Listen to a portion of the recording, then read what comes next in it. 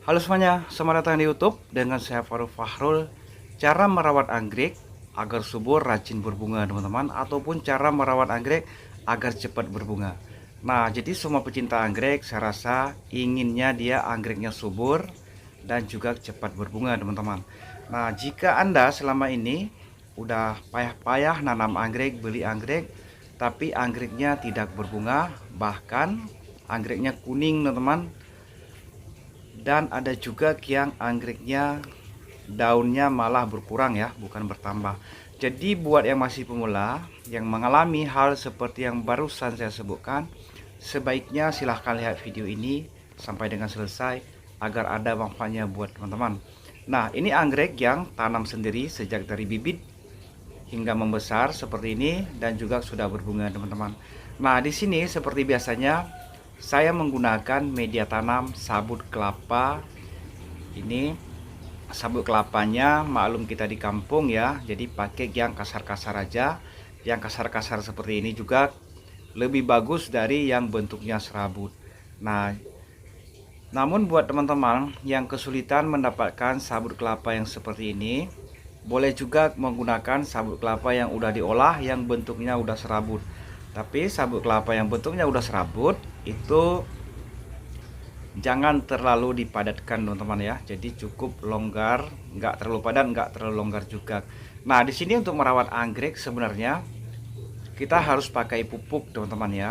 Nah, jadi pupuk yang bagus untuk anggrek ataupun pupuk terbaik untuk anggrek kalau menurut saya hampir semuanya baik, hampir semuanya bagus teman-teman.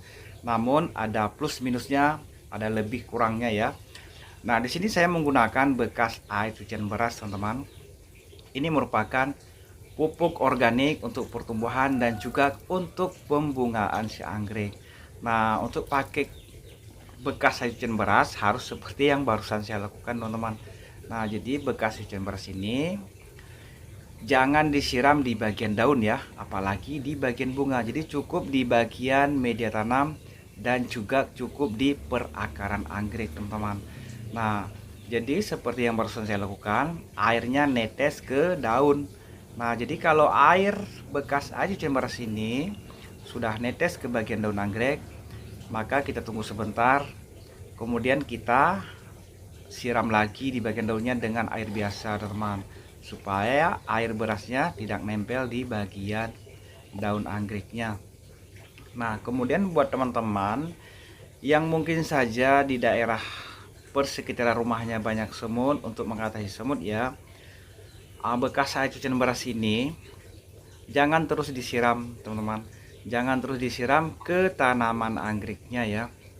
Kenapa demikian? Karena dalam bekas air cucian beras ini tentu saja ada butiran-butiran berasnya teman-teman. Jadi caranya adalah bekas air cucian beras ini disaring dulu teman-teman, supaya tidak ada butiran-butiran beras ya. Karena butiran-butiran beras ini itulah yang menyebabkan semut datang, karena semut datang untuk mencari makan.